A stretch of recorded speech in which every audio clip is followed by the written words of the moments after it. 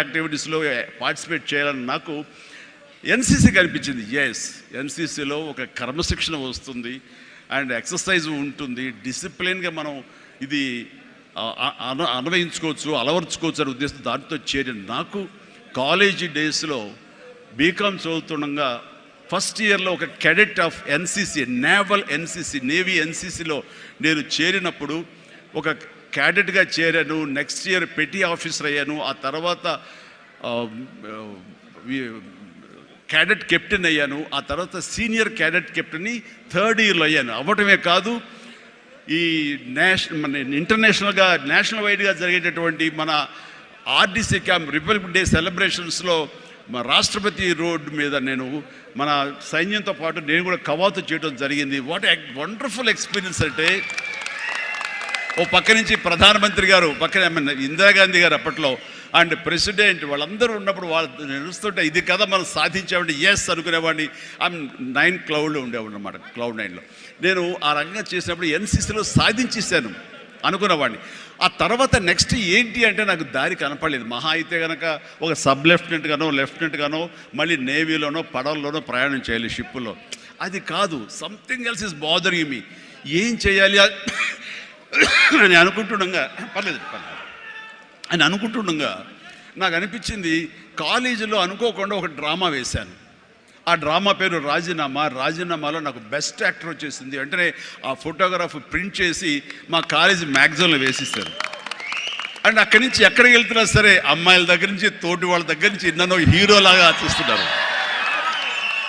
అబ్బా రాత్రి డ్రామా చూసాము, ఆ చైర్మన్ పాత్రలు అదరగొట్టేసాము, చాలా బాగుంది అంటుంటే అప్పటిదాకా ఎవరు నన్ను అలాగ చూడని వాళ్ళు ప్రతి ఒక్కరి నడుచుకుంటూ వెళ్తుంటే, సైకిల్ మీద వెళ్తుంటే నన్ను అలాగ చూస్తారు. ఆ చూపులో అందమైన అమ్మాయిలు అలా ఇంకా చూస్తుంటే ఇంకా ఖుషిగా అనిపించేది. వావ్, అది ఎంత ఎంకరేజింగ్గా ఉండేదంటే ఎస్, నా ఫ్యూచర్ యాక్టింగ్ అయితే ఎలా ఉంటుంది అన్నది అక్కడ సీడ్ పడింది. అక్కడి నుంచి నా ఇంట్రెస్ట్ డెవలప్ అయింది. అక్కడి నుంచి సినిమాలు చూడటం, సినిమా మీద దృష్టి పెట్టడం జరిగింది. డిగ్రీ అయిపోగానే ఏం చేయాలి అని నాన్నగారితో వాళ్ళతో డిస్కషన్ వచ్చినప్పుడు నేను మెడ్రాస్ వెళ్ళి సినిమా యాక్టర్ని అవుతాను అనగానే నాన్నగారికి సినిమాల మీద మక్కువ ఉంది. ఆ ఎక్కడ లోకల్గా సినిమా షూటింగ్ జరుగుతుండగా ఆ ప్రొడ్యూసర్ తోటి ఉన్నప్పుడు నాన్న 1-2 వేషాల్లో చిన్న వేషాలు, మహా అయితే సెకండ్స్తో ఉంటుంది, 1 మినిట్ కూడా ఉండదేమో. ఏ సెంటర్గా నాకు ఇది ఎందుకు చేయకూడదు, చెయ్యొచ్చురా, కానీ అది మన ఏరియా కాదు, మనకు ఎవరు తెలిసిన లేరు, అక్కడ దిక్కుముక్కు లేదు, నీకు ఎవరు ఆసటగా నిలబడతారు, బాసటగా నిలబడతారు, ఎవరిని చేయూతనిస్తారు, చాలా కష్టం, ఎక్కడో అన్నోన్ ఫీల్డ్కి వెళ్ళి నువ్వు రాణించగలవా, ఒంటరిగా వెళ్తున్నావు అని అంటే ఏదో గట్ ఫీలింగ్, నేను రాణిస్తాను అన్న నమ్మకం, నేను వస్తాను అన్న నమ్మకం. ఎందుకంటే ఏమనుకున్నా, ఏ బ్యాంక్ ఎంప్లాయీ అనుకున్నా, నాన్నగారిలాగా పోలీస్ డిపార్ట్మెంట్ అనుకున్నా, ఇంకోటి అనుకున్నా, నేవీ ఆఫీసర్ అనుకున్నా కిక్ ఇవ్వటం లేదు. అదే సినిమా యాక్టర్ అయితే యా అని అనిపించింది అని అప్పటి నుంచి సినిమా మీద దృష్టి పెట్టాలంటే నేను లింగులిట్టుకుంటూ వెళ్ళి 4 ఫోటోలు తీసుకుని ఆఫీసుకి వెళ్తే ఎవడో ఆదరించడు. నేను ఒక ఫిలిం ఇన్స్టిట్యూట్లో ట్రైనింగ్ అయ్యానండి, ఆమె ట్రైన్డ్ యాక్టర్ అని అంటే ఎంతో కొంత ఆదరణ ఉంటుంది. కూర్చొని చేసి టీ అని ఇస్తారేమో అనే ఉద్దేశంతో నేను ఫిలిం ఇన్స్టిట్యూట్లో జాయిన్ అయితే అక్కడ నేను అయ్యాను. ట్రైనింగ్ అయిన తర్వాత అక్కడి నుంచి ఏ ఒక్క రోజు కూడా నమ్మండి, ట్రైనింగ్ పూర్తి అవ్వకుండానే నన్ను నా టాలెంట్ని చూసి ఆయా ప్రొడ్యూసర్లు అప్పటికప్పుడు నాకు వేషాలు ఇవ్వడం మొదలుపెట్టారు. నా ఫోటోలు తీసుకుని ఏ ఆఫీస్కి వెళ్ళలేదు, ఏ ఆడిషన్స్కి వెళ్ళలేదు నాకు, బట్ ఒకటే ధ్యేయం ఎస్ అని. ఆ టైంలో అందరూ తెలుసుకోవాల్సింది, మీ వర్క్లో కూడా తెలియకుండా పాండీ బజార్ వెళ్ళేవాడిని ఎప్పుడైనా.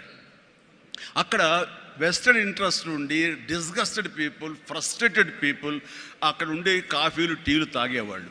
నేను అక్కడికి వెళ్ళేవాడిని. కొంతమంది కలిసి ఏంటి కొత్తగా వచ్చావా, ఏం చేస్తున్నావు, సినిమాల వేషం ట్రై చేస్తానని, ఇంకా ఇన్స్టిట్యూట్లో ట్రైనింగ్ అవుతున్నాను. ఆహా అబ్బో రైట్ రారా, వీడు చూడు ఎంత అందంగా ఉన్నాడో, కొట్టేరు లాంటి ముక్కు, మంచి ఇది వచ్చేస్తూ, వీడికే దిక్కు ముక్కు లేదు, సోసోగా కనిపించే నీకేంటయ్యా, ఇదో ఇక్కడ అక్కు ఆశ పెట్టుకోకు, ఇక్కడున్న ప్రతి ఒక్కరు కూడా సినిమాల్లో ఏదో ప్రయత్నం చేసిన వాళ్ళే, ఇక్కడ నా అనేవాళ్ళు ఎవరు లేకపోతే నువ్వు రాణించలేవు అని చెప్పినప్పుడు చాలా డిసప్పాయింట్ అయిపోయేవాడిని, సల్క్ అయిపోయేవాడిని, కుంగిపోయేవాడిని.